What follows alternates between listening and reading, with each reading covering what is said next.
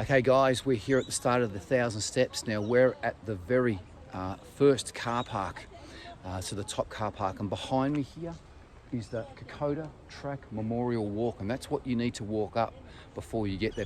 Okay guys, so this is where the start of the 1,000 steps starts here, right here, the Kokoda Track Memorial Walk.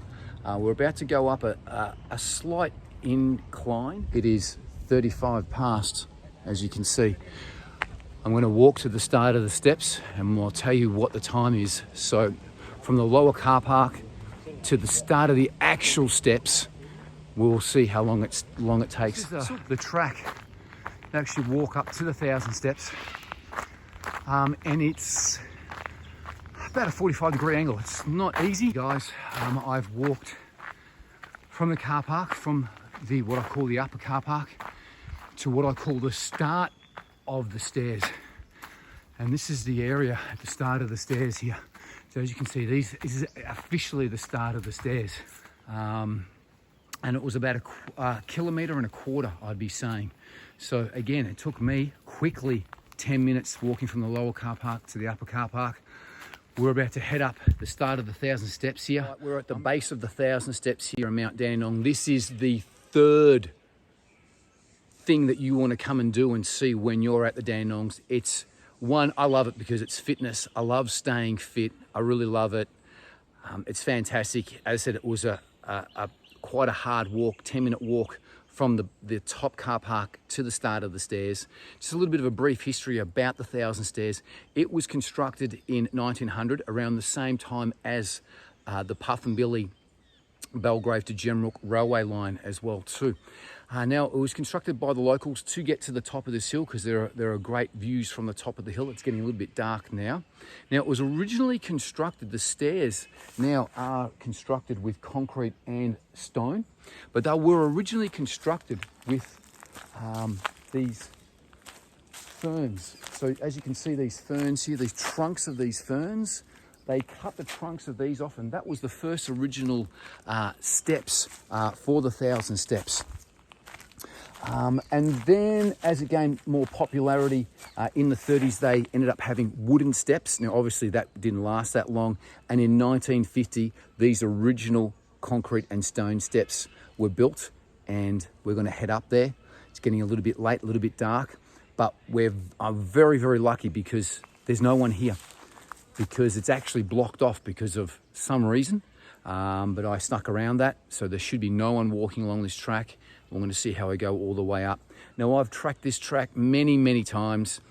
Please, even in summer, always wear some good runners with this because it does get slippery. A lot of people do run up this. The fitness freaks run up and down it. It's pretty hard. You want to have a good range of fitness. If you're unfit, you can get up there, no problems, but you're going to need to take it slow. But up is very tough, and on the way down is tough on the knees with the pressure on the knees.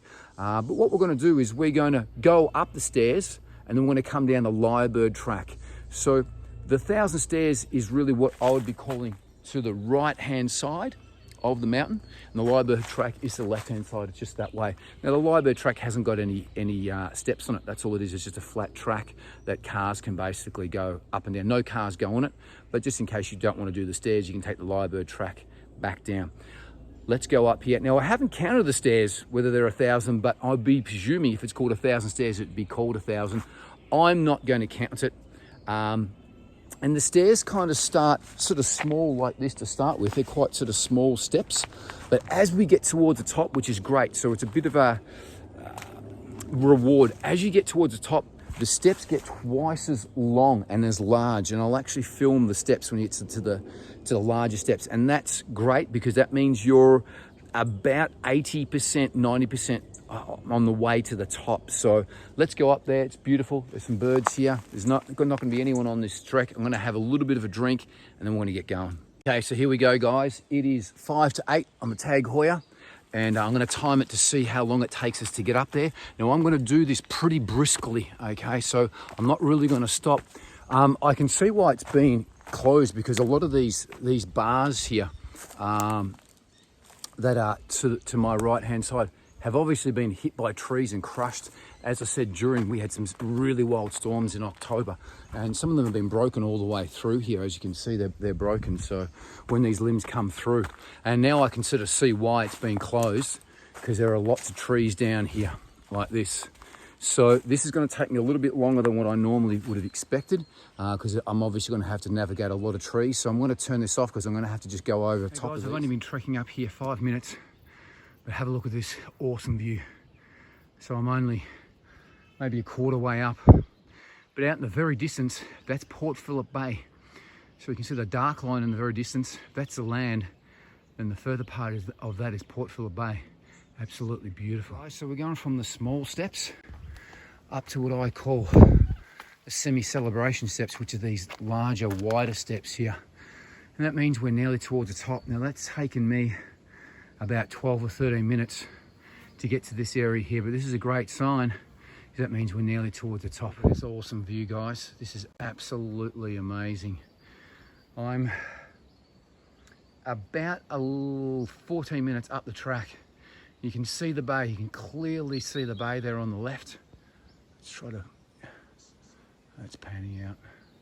It's panning back in, but this is an awesome view. You can see how dense it is here, guys. Now, these are these big steps that you nearly have to stretch right out.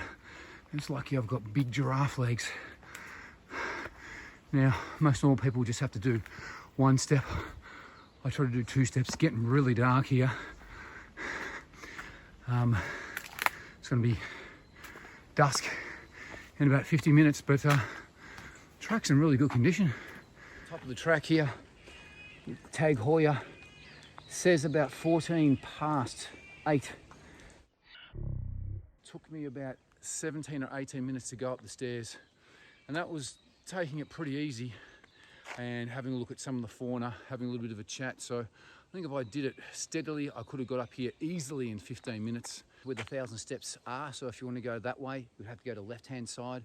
We're going to be going down to the right-hand side here, which is the Lyrebird track, and the Tag Heuer says it's 8:15, and we're going to see how long it takes us to get all the way down to the very first car park. Now guys, going down this Lyrebird track here, it is fairly steep. There are some steps that you can actually take which are to the left-hand side here, but it is fairly steep, and as you can see, it's nice, and it's quite easy to walk.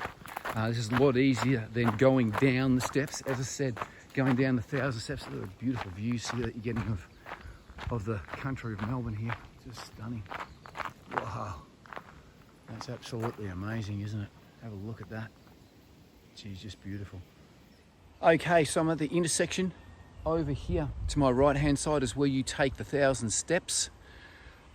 Over to my left hand side, which is actually my right hand side, this is my left hand side, is the Lyrebird track. So I've gone all the way through here, and I started at exactly 35 past 7 from the lower car park. It is now exactly 8:30.